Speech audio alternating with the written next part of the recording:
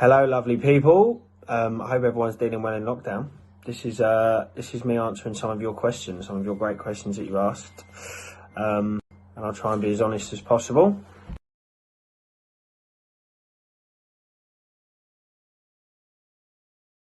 Definitely, it's been the biggest challenge, certainly in my career. I think in terms of preparation, research is always key. I was lucky enough to speak to many people in the deaf community, some of which had been through similar traumas to the one that Ben's experienced, but also people that were born deaf, to kind of gauge the ways that they find it hard to interact with people and how other people can make them feel in situations by the way that they act. So there was a lot of that. I also looked a lot into head traumas in general and how that can impact your psyche, to kind of gauge where Ben's head would be at post boat crash. So I guess the answer is it's all in the research. It's all in allowing yourself to talk to different people and not being too linear, kind of searching outside the box.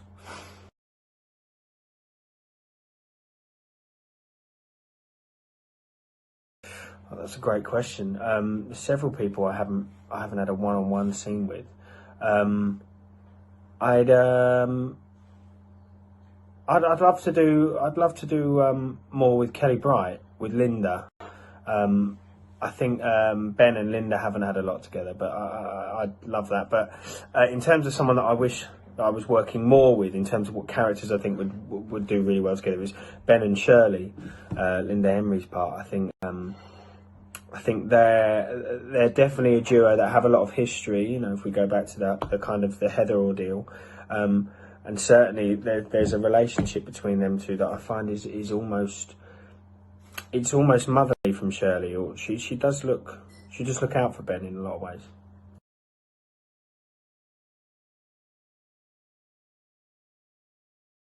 Good question. I've always found the role of the MC in Cabaret very attractive. He's almost that anti-hero, that kind of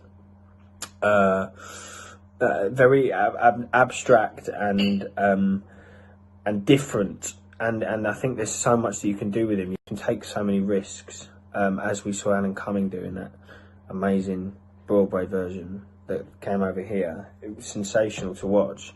I didn't see it live, but having watched it, later on, the risks that he took, and I think that would be a lot of fun.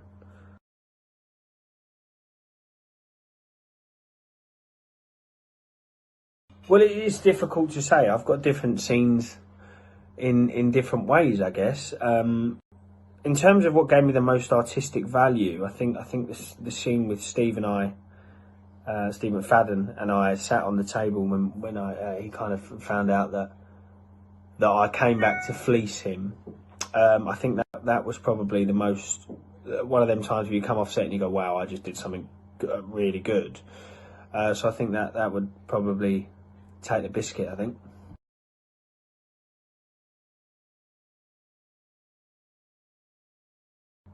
The hardest part of my acting career has probably been the workload of a show like EastEnders.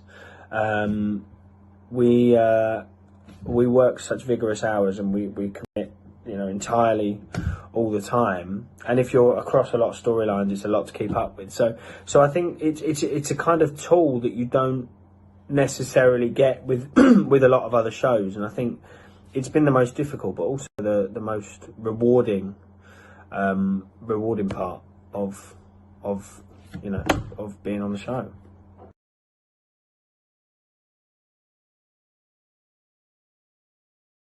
It was daunting, definitely. I was thrown into the deep end massively because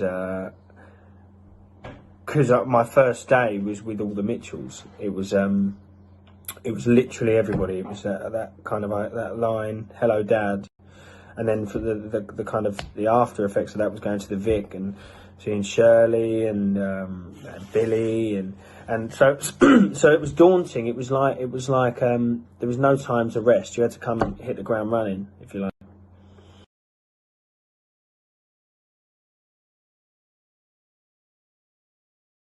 Sure, absolutely. Although I'm not entirely sure that Ben is the wedding type, but I'm sure for the fans it would be lovely.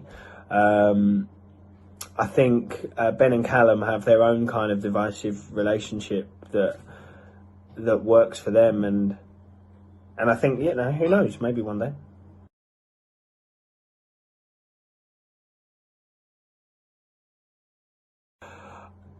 No, in short, I think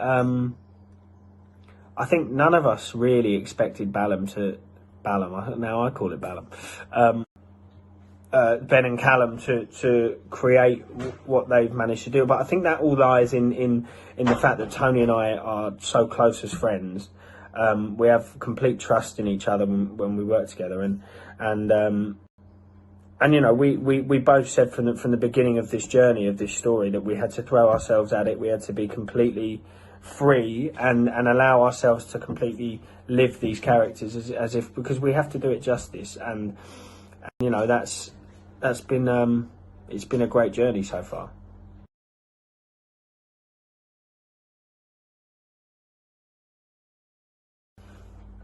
Oh God, that's a good question.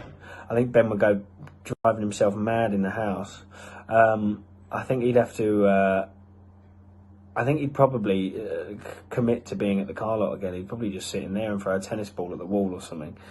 At least he can. At least he can stand outside.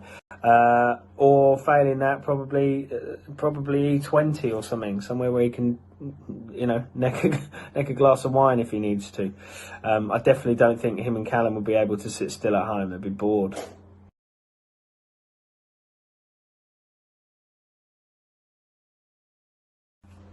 I think there's nowhere that I'd particularly like to see him go. But the thing with Ben is that I love about him is he's so unpredictable.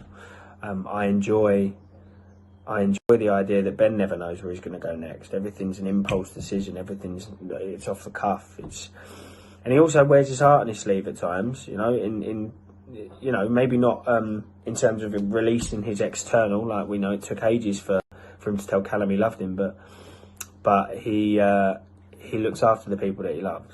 So certainly just relaxing the way that him and Phil are, and now that he needs to get over the fact that his dad is his dad. Some things won't change, or maybe they will. Who knows?